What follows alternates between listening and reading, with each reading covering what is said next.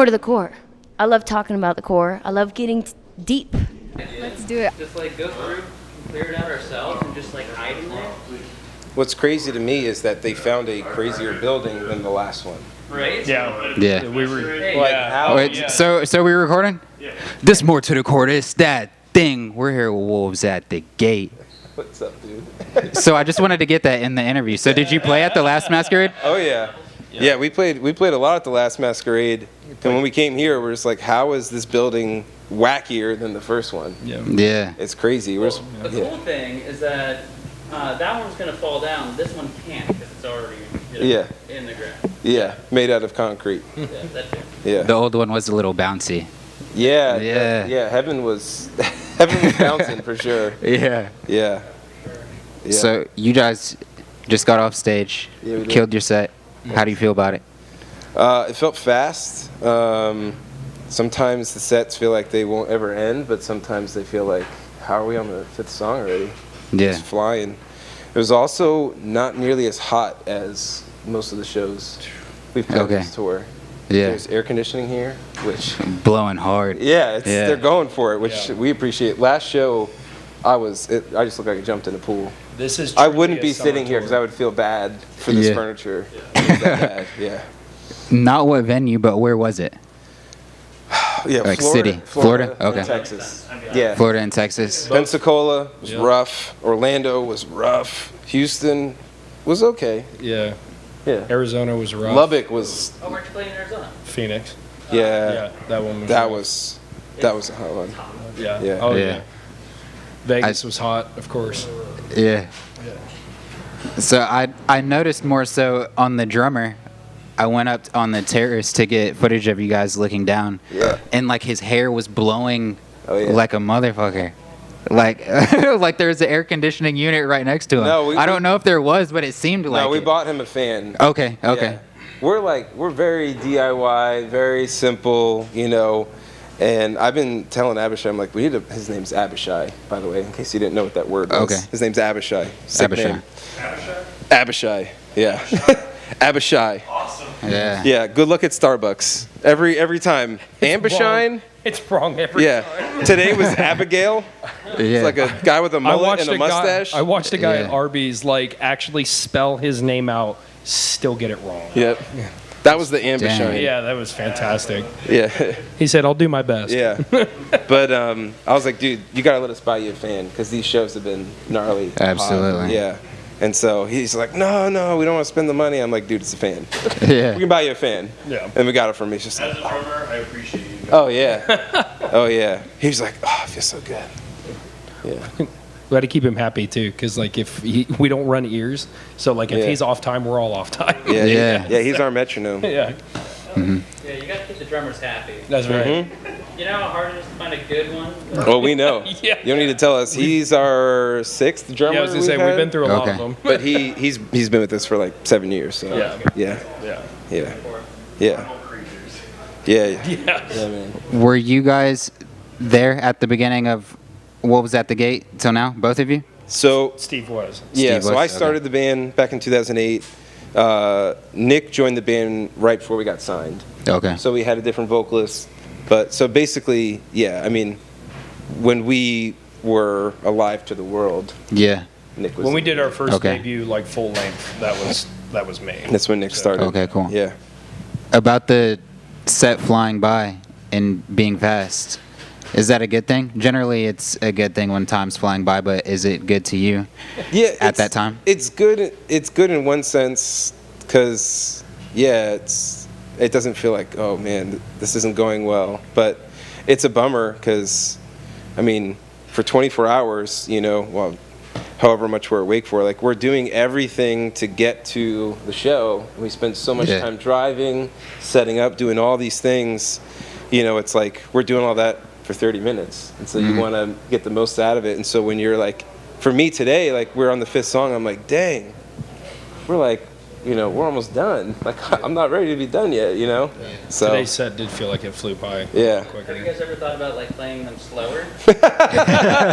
Halftime, everything. Just we think we need like some sort of Doctor Strange device for that to actually make it longer. No, just four tell on the Abigail. floor the whole time. I'm so sorry. I didn't. It's all right. No, he'd love it. He'd love it. Yeah. He'd be all about it. Yeah. That'd be funny. About a week ago now, we were recapping another band, and the vocalist, for some reason, a lot of the time would turn around to the drummer and say, "All right, slow it down," all the time. And I was like, I wonder, like, how well this. I wonder if everyone's in sync with this, if this is I okay with guess. the whole band. But yeah, that was If they happening. practiced it, sure, but Yeah. Yeah, Nick could say whatever he wanted to Abishai. Yeah, I was- When he's on It's happening. he's on a click track. It's not going to change. Yeah. Yeah. That's funny. That's funny. The new project. What was Eulogies, right? Yeah. What was the recording process like for that? So the last two full lengths we actually self-produced. I'm really into audio production. So is our guitar player Joey. So the way it started was we found a studio that we really wanted to track drums at, and that was in you lost your hat, dude. I did. I lost it. It's okay. In Bethesda, Maryland, with Taylor Larson, who's done like bands like Periphery and stuff like that. And he definitely gets what we're going for. So we went and tracked drums at his studio, and then I tracked Nick's vocals myself. I tracked my own vocals at my own home studio, my guitars. Yep. So we produced it ourselves, and then had Taylor mix it, which we've just found. Yeah, we kind of liked. it's been a lot easier for us in the process, just because like we feel like we make it the way we want to make it. Like, Yeah. We have that creative freedom to just do the record how we've always wanted to do it, because all of the mix, all of our records have been great. The mix have been great, but it's just like it's always left us wanting like more. It's just like we want to keep making the next record better and better. Yeah. Yeah, and you get to do 20 takes without, Right. Not feel Yeah. like you're on a time clock. Yeah. Yeah, that is the tough thing, too, especially for me with vocals. Like, I want to communicate the emotion of what's happening, and it's hard when you're in the studio and you have a short period of time. Like, what if you're just not feeling it that day, And I've done that plenty of times. You just push through, but to me, like, when I'm singing different things, I like arrange my studio differently in a different mood. Okay. If it's aggressive, like lights down, red lights, I love red lights. Yeah. Yeah. Because it helps you feel what you're trying to communicate. Yep. Because it's a really weird thing to perform in like a really sterile environment like that, So. Helps you set your mindset. Yeah, and also, we like being the producers of our music, but also finding people to help us. Like we brought a few songs to Cody from Wage War, and showed him the demo we had and said like, hey, what's your knee-jerk reaction to this? And took one of our songs to Ryan LaTrue, who used to be in For Today, JD, who used to be in Ice Nine Kills, just finding different guys that we like that are creatives, and kind of seeing the record produced in a different way. Yeah. I think it's kind of the way like a lot of hip hop artists do. They just go to different producers for different tracks to get a different sound, or people they feel like fit that track, and that's really what we're trying to do. So. Okay, that's cool. Yeah. Nick mentioned something of finally being able to do things that were in your head for the next one, not leaving yourself for more for the next thing. Between the new project Eulogies and what came before that, what was something you guys wanted to hone in on that you were able to do with Eulogies? I feel like, on our first record, a lot of people love our first record, and we love it too. There was a lot of like youthfulness and like, more aggressive guitar playing and more technical guitar playing. And I wanted to bring some of those things back, but like 10 years later, having learned, after a decade of writing and playing music. And I just wanted to reintroduce that to the band because I love riffs. I love yeah, I love doing that type of thing, but I wanted to recreate that in a way that was, I don't know, more mature. Yeah. Yeah. You got anything to add on to that? I Nick? was just gonna say, like, I feel like our music has just like matured in a way, like over the years, like, you know, as our musical tastes, you know. What about you? Like, transfer. What about like, for you on the record? Like for me, I don't know. Like I felt like the vocals on this record were way more aggressive, but they were way more purposeful. Like when we would do takes, like, and get a certain emotion out of something, it was like, okay, great, do it again, and like do that over and over. And one thing that is different. So on our first record, I tracked all of Nick's vocals myself and produced them and kind of coached him through it. Because he's just got like just raw talent, and a lot of times he doesn't know what he's got to. Okay. And because I know him so well, I've heard his voice for what, 12 years now. almost 12. Yeah. Yeah. Wow. Okay. And so this was the first time in a long time that I sat there and tracked his vocals and edited it, and we were just laughing, and I was just screaming at him on the talkback mics, just going like, more, Yeah. you got lower, higher, louder.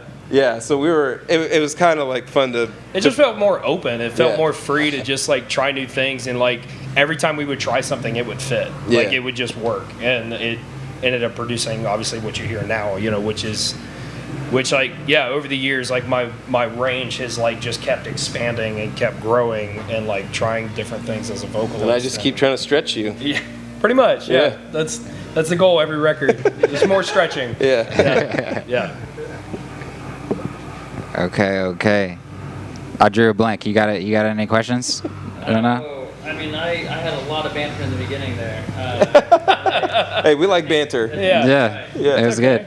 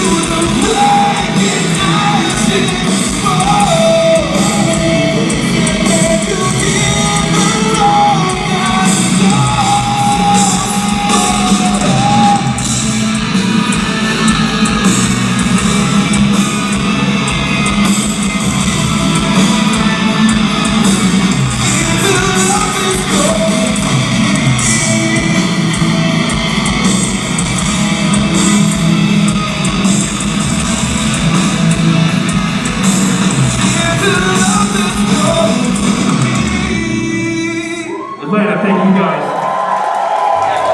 I guess I could just say your guys' performance was like fucking amazing. Thanks, dude. Thanks, man. You guys had so much energy on that stage, and it's not just like each individual person. It's like your whole band. Just like really killed it. Thanks, man. Awesome. That means a lot. Yeah. And you never know how it feels on stage. Like, we feel kind of vibing off of each other, and we're having a blast. You never know how that translates. And, you know, it's kind of like people at karaoke that think they sound great. Yeah. but everyone else is like, shut up. yeah, Yeah. Like, yeah, you in particular, like you get so into the music. Yeah. And you have a lot of like really cool moves. It's just like really cool to see. I have very non-conventional moves. Right. But yeah, man, no, I mean, I appreciate that. Yeah, I mean, I love feeling the music, and I love, especially like stages like today where we have room Yeah. to kind of, being an opener on a tour, sometimes it's tough because you have the least amount of room. But on a stage like this, I feel like I can be myself. Nick can be himself. We always say that Nick's just like a caged up monster we're just trying to hold him back until 7 o'clock when our set starts. Put him back in the cage, Yeah, you're back there. Yeah, but we all feed off of that, off of each other. Yeah. And that's like the thing about live music that, I love making records, and I probably prefer that to the live show, but it's kind of like children. It's like I wouldn't trade one for the other, Right. Yeah. So how do you keep that energy up on tour? Like, do you guys get backstage and just start like? We punch on each other a little bit. Yeah, you guys are just slamming like. Yeah. full- No, I mean, like he was saying about the vocal tracking, it's just like that. It's a mentality, Yeah. like when we get behind stage and we realize like, okay, like 5-minute mark, like we're getting ready. Like that's like everybody, we look to each other, We feed off of each yeah, other. because we're all brothers. Like we all Yeah. feed off of that energy. So it's like, okay, let's get pumped. Like it's go time. Like, yeah. Well, yeah, and we've been doing this for a long time. But the other thing too is like just reminding each other, like, this is what we love to do. We could be doing a lot of other things, and a lot of people would kill to have this opportunity, to play music and for people to care, however few or many people it is. And so for us, just kind of like, dude, we just drove however many hours. Let's just kill it. Let's have fun, and who cares? We kind of like being the openers on tours too sometimes, because we love the challenge of like winning a crowd over. It's going, because usually people are like, oh, that's the opener, let's go get a beer, or something like that. Yeah. And we kind of like that challenge of like, all right, we're gonna bring it. And also for the other bands, we want to get people pumped for the show, Yeah. So we love all the bands we're on tour with. We've really clicked with the guys in Rain City and Memphis, all the dudes. And so we want to put on a good show so that the crowd's pumped to see Rain City, and then from Ashes, and Memphis. Yeah. I will say this too. Out of the shows that I've personally seen in heaven, particularly the openers, the crowd was interacting with you guys more than I've seen with it. Same with you, right? Right. Yeah. The crowd was interacting with you guys more than I've seen with any other opener in That's heaven. awesome. It's always exciting to see when people start a circle pit within the first band. It's like, all right, it's going to be a They good kept night. it going during the slow parts too. Yeah. I'm just like, hey, I'm here for that. I'm here for it. Just pit it up. Yeah, people were stoked, and that's kind of been like the majority of this tour, which has been a huge blessing. It's just like cool to see that people are just stoked to be here. Like, we're stoked to be out on tour. Like, it's been, over 3 years now since we've been on the road, just with the pandemic and everything, and Making a record, and then just all of it. now having the chance to get out there. And for us to just come right out of the gate, like with a bang, on a great tour with a bunch of great dudes, Where it's like- great crowds, like we're stoked. We're jumping out there like Bruce Lee, just karate kicking. Yeah. Oh, thanks, man. I keep saying the pandemic helped weed out a lot of the kids who were just doing this to be cool. Yeah. People who genuinely want to do the people who genuinely It's getting the people who genuinely Keep going. want to do it, Yeah. they're gone. Yeah. They're stuck at home. Yeah. They don't know what to do now. And Well, and the best part too is like the people that want to go to shows, like it just made that build so much better. Like people are like, man, like I want to go back to a show. I want to go hang out. Like my wife and I went to go see Wage War and While She Sleeps, and like I haven't been to a show in years. When you play shows, like sometimes it's like a little off-putting. It's just like I've played enough shows in my that life. mix Like, sucks. Like I'm not. well, no, but like legitimately, like it was the first show I went back to that was like it like re-engaged all of that for me. It made me love going to shows, like and that was like, and it was before this tour, so it kind of like got me pumped for that. I was like, man, I'm ready. I'm ready to go back on the road. Yeah. Hell yeah. Nice. What you said was really interesting though, because we talk about that all the time. I think there are people that like the idea of being in a band, but then there's people that like making music. And those are like two totally different things. Yep. Because to me, like being in a band is kind of like boring. Because like, Tedious. yeah, like interviews like this are sick because I feel like I'm just talking to like you guys might as well be on the road with us, like Nice. just Appreciate guys that. in bands or whatever. But like, yeah, all those there's a lot of things we have to do that we don't like that have nothing to do with music. or what we're about. But yeah, there's a big difference between those two things, and I think people see that too. So I do all of those things to play that 30-minute set. yeah, man. Yeah. We do all those things just for 30 minutes. Yeah. Yeah. Hours eventually. Yeah. Yeah, but to that effect, it's cool to hear people, you know, like when you said, just like, dude, like your energy was awesome, like that reciprocated energy, like from us bouncing off of you guys, like off the crowd, everything like that. That right there makes all of that worth it. All of those hours of driving, all of those like the bad sleep schedule, like everything, all the hard work, like Yeah, that right there. you woke up like a zombie today. Oh, today was rough. And I was just I like- drove like 3.5 hours Yeah. like overnight last night because I usually Yeah. do our night drives. And then I wake up Yeah. in the morning, do the morning drives, and yeah, and I saw Nick, and I'm just like, oh, we're gonna kill today, dude. He's like, But yeah, right there, that right there, people clapping, people jumping, people starting mosh pits, like that moment, every single bit of it worth it. Like, yeah, it's fun.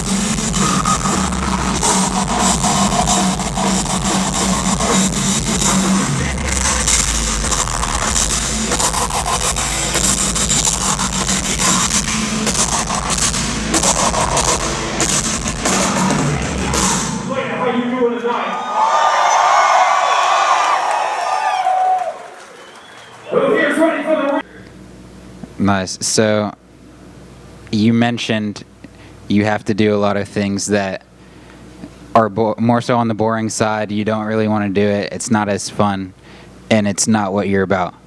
What are you about? Man, yeah. Well, obviously, we want to create music that has emotion and connects with people. But even more than that, like this idea of connecting with people, you know, for me, and you probably heard some of this. I grew up in the church, and I grew up around religion, and there were a lot of things that I felt like I was told that I didn't understand, and I feel like a lot of people have come from that. Or we also live in a day and age where, dude, so many wires are crossed about, like, if you say Christian, what does that even mean to some people? Or you talk about God or Jesus, and there's so many different interpretations of that. And you know, I had something that wildly impacted my life in truly coming to an understanding of who Jesus is and what he did. And it was so different than really how trite I think people had made this idea of Jesus. He was just kind of like a Bible character, like they just treated him like he was Gumby, you know. And to me, yeah, I want people to find the hope that I've found in this beautiful thing called grace. And so in our music, I'm just trying to catalog something that I feel like I'll never quite capture. It's kind of like looking out into the solar system and somebody's just like, yeah, it's amazing. And you're just like, you got to see it for yourself, you know? And so let me describe it to you. That's what I want our music to be, is to describe something to people in a way that maybe they can understand, that has been indiscernible, you know, through how they grew up, or if they think church is something that's tied to Fox News, or if they think Jesus is something that's tied to televangelists, or all these, to me, these false depictions of a beautiful truth, you know. And so that's something I'm really passionate about. We all are, and music's such a cool vehicle to use for that kind of stuff. So yeah, we're just trying to bridge some gaps. You know, we're not a church. I'm not a pastor. I'm not any of those things. You know, but yeah, we just want to bridge those gaps and connect with people, and in that way. I agree with you in the sense, too, that not even just Christianity, but religion as a whole is used as a tool in a lot of more so negative ways to maybe not even push an agenda, but just to accomplish something or to sell certain things and things like that. Yeah, it's a marketing tool. Yeah. And that's the thing is, you know, I know that there's a whole Christian music market, and it's this crazy, wild, in my opinion, pretty disgusting beast, you know, that's just used to make money. And we don't want anything from people. You know, I'm not telling people about Jesus because I want them to give me something or because I want them to like us more. I sincerely believe that, that he offers true hope and grace. And I just think it's beautiful. It's kind of like, this is like a really bad example, but when you eat at a like really rad restaurant, and you're just like, dude, you gotta try this stuff. It's so good. You know, you don't make any money off of the sale at that restaurant. Right. You know, you don't get to eat it again yourself. Right. But when you see things you love, you want to tell people about it, and that's kind of what it is for us. You know, I don't get gold stars in heaven or anything like that. Like, it's more so I see the way that I've been loved, and I want other people to know about this wonderful love. You know, so. Can you speak on any time where you may have been in some type of turmoil and then you ended up reaching the brighter side of the tunnel, per se? Yeah, I mean, so on our new record, the song Lights and Fire, it was the third song we played tonight. There was a point in my life where, like, it just felt like everything was falling apart, you know. I just graduated college, and I played soccer in college and wanted to continue to play professionally. And what college? I went to a small D3 school in Ohio called Cedarville University. Okay. And is that near Cedartown or no? Atwater? No, it's by Dayton, Ohio. Oh, okay. Yeah. So anyway, I was trying to play soccer, and I tore my ACL and my meniscus, and it was like pretty brutal injury. And soon after that, like, I was playing music at that time too. My house got robbed. They stole all my gear, my laptop, all my recording, like everything. Like, they even stole like some like clothes and like underwear, and I'm just like, yo, dude. They obviously needed that. Yeah. They didn't realize how much I did. I was broke, dude. And like relationship fell apart, and like in all those things, like I was just crushed, man. Like, I was like, I really felt like God was like just sticking his thumb on me and like doing, like, being a jerk, honestly. And there's something that Jesus said. He says, where your treasure is, there will your heart be also. And I realized that I was loving the good gifts that he gave me rather than him. And I saw that, like, if my joy and happiness and peace could be taken away, when things like that get taken away, and like, honestly, dude, what I went through is, there's so many people that went through so many worse things. Like, in the scope of reality, I really didn't lose a lot, but it was a lot to me. And I realized that if my joy is contingent on things that could be taken away, is it real joy? You know, if my peace can be taken away by things that are temporal, is it real peace and real hope? And so it was kind of in that I realized that there's something that couldn't be taken away from me, which is like the love that God has for me. And that was never more real to me than in that moment when I realized it. And I just remember like breaking down crying, realizing that like, yeah, I was like white knuckled holding on to things that really had no value. And so, yeah, that's what that song's about, is basically, yeah, seeing love and hope that is there despite hard time.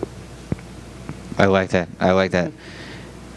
So I want to know what you feel about this, or your thoughts on this, right? Because on the podcast that I listen to, you're saying you like to hear other people's interpretations and what they believe and things like that, right?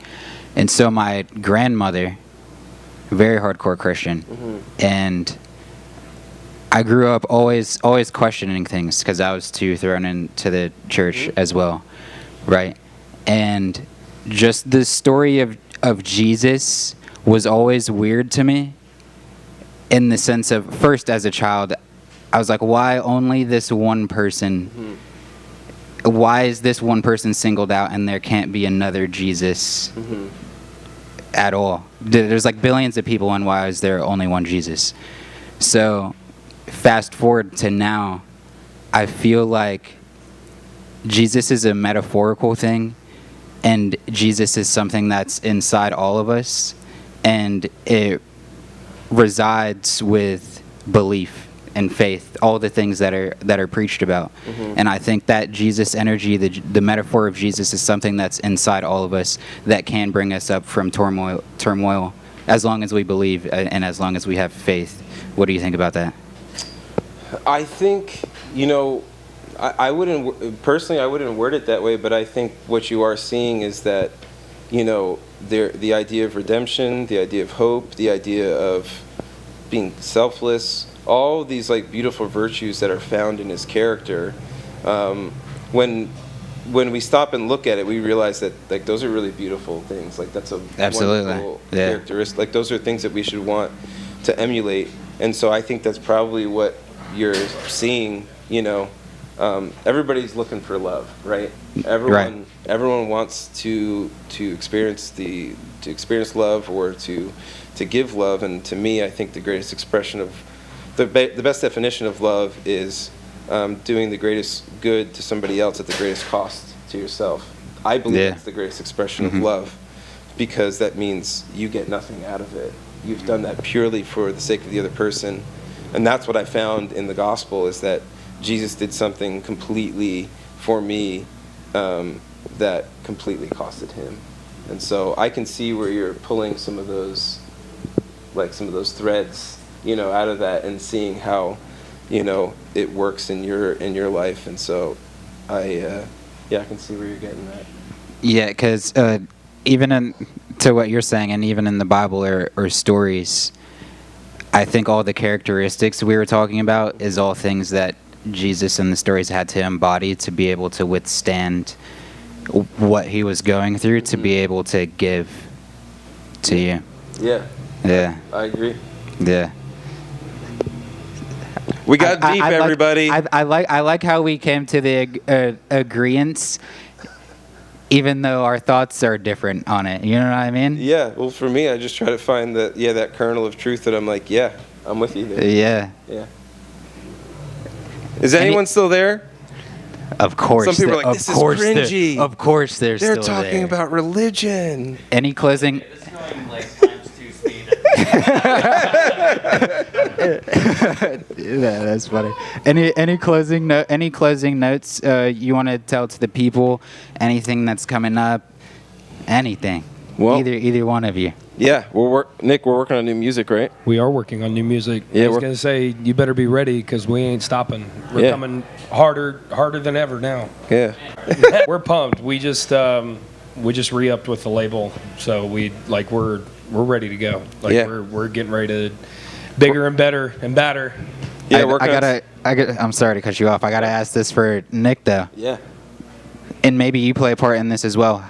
How does the lyrical process go? How do you come up with the lyrics for the songs? Well, Steve actually writes the majority of the lyrics, but there've actually been many songs that like he and I have kind of like conversed on together, because we have this we have this really great dynamic where it's just like I'll have an idea or a thought or something, and I am terrible at wording it. You know what I mean? Just like, poetically or rhythmically or whatever. And I'm able to bring it to Steve, and he's like, okay, well, what are your thoughts? Like, what are you thinking? Like, what's it? And Steve just lays it out, and he just kind of like, I think that's one of his like greatest gifts is his ability to like just use the words that are given and just being able to like put them together in a way that like none of us have ever heard before. Drifter being one of those songs, because like I was going through like a lot of depression, anxiety, and like stuff that was like talking about like I was thinking about things in my past that like haunt me, and like that just came up to be just a long conversation that he and I had, that he ended up writing like a lot of the lyrics like kind of derivative from scripture, That's sick. Like all of those things. So he just like directly quotes you a lot. he tries not to, because that No, well, basically, we just like, I was just telling Nick to don't waste your pain on just pain. Like, let's make a song out of it, because sometimes that's the easiest way to push through it, because that song's always going to remind you of the pain, but also the hope, and kind of just make, the lies maybe that he believes, because Nick and I, we're brothers, so we've been through the peaks and the valleys. But like that, sure. but that is my therapy, Lo. You know what I mean? And same for Steve. Like, this is our therapy in that band. This is that great reminder of like there is hope in these things, and that there is life been given to us in amongst all of these things, that we can have peace, and we can have just hope that like you're talking about the light at the end of the tunnel. You know what I mean? Like the other side kind of thing. So. I'm hoping like like the goal here is just to keep driving on that, keep digging deeper into things, and keep like really, pulling more of that out, and pouring more of that pain into music. Cause like there has been no, especially me as like a listener, loving music, like there's been no greater, connection to a band or to an artist is when they speak about something that they've personally gone through that you connect with on a very real and deep and like spiritual or emotional level, that like you're like, wow, like I felt that exact same way. And I want that with people that listen to our music. I want them to like hear our pain or hear anything that we've gone through, and I want them to connect with that, or the hope is that they do that, so just time to dig deeper. Yeah, there's no shortage of pain in this world, is there? No. Yeah.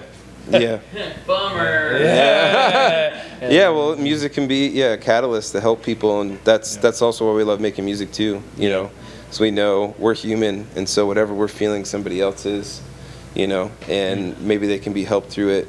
Yeah. And those songs that Nick's talking about, I basically just turn the songs into our conversation, hear the things that he's saying, and I try to like artistically communicate them, and then a lot of times the choruses will be what I say to him to like encourage him, Asleep is one that because Nick's called me in some super dark moments, and like kind of proverbially talking him off the ledge, and those are the things I then take and try and find an artistic way to say that without giving away, probably some private information, obviously. But Really beautiful. That's yeah, a really cool relationship that you guys have there. yeah, man, I love you, dude. Love you too, man. Yeah. No, really. I mean, but like really though, it's been, my life would be so drastically different if I didn't have that. I'm so thankful every day that that I have Steve, or that we have each other, and same goes for everybody in the band. Like all of that, we've had that brotherhood, that camaraderie for over a decade now. You know what I mean? Like it's only gotten better over time. So we're stoked that we're pushing out new demos, and just like ready to get back to it and ready to put more of that down on paper. The wolves at the gate thing. This is more to the core. That thing. It's been a pleasure. That's right, man. It's been a pleasure. Thank you guys for watching. We're wrapping this thing up. Goodbye. That was rad. Yeah, of course. Pleasure. It's a pleasure. Yeah, man. We'll just when it's all ready, just hit me up. One thing, could you please send the set list? Oh yeah. So we'll make an episode. We got the recap while you guys were performing, and for the episode, we'll bounce back and forth between the recap and interview. Sick. Was that security guard earlier trying to get you out of the photo pit? Did when you he notice? came out? Yeah. Well, so I came down, I bent down in front to try to get a face shot for you because I saw you, and that security guard goes, Yeah. it's just like, he's trying to get some video, man. Yeah, he's fine. Yeah, Chill because I out. think it was the tour manager. Yeah. The tour manager, Yeah. Shout out to him though. He was gonna get rid of us, but he's like, Yeah. y'all chill. I talked to him. Yeah, because the problem is, so they have, Memphis has rules, first 3 songs only, but the problem is that when they give that information to security, It's for everybody. they make it for everybody. Yeah. But that's not the case. Yeah. It's just because people start crowd surfing during Memphis. Absolutely. They don't. It's for Atlanta, y'all having a good time tonight? Oh, y'all can do way better than that. Let's pick it up tonight. This song is called Counterfeit.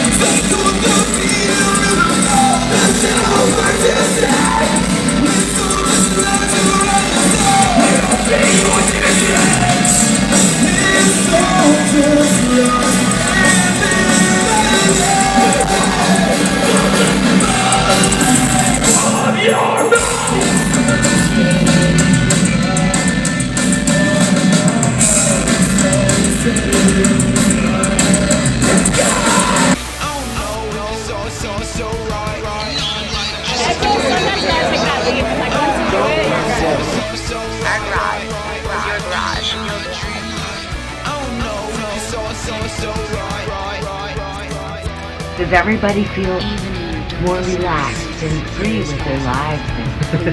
I feel like good. I feel like we could have been doing this a long time ago. Hell yeah.